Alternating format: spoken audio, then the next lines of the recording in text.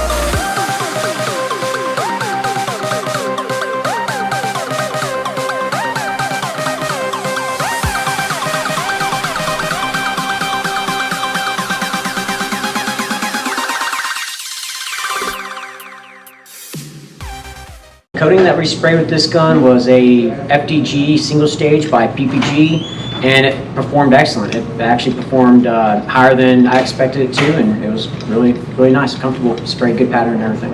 It was very well balanced when I painted, maybe less fatigue on my arm, so if anything that would be a big benefit is you're just not having to hold as much weight over an extended period of time.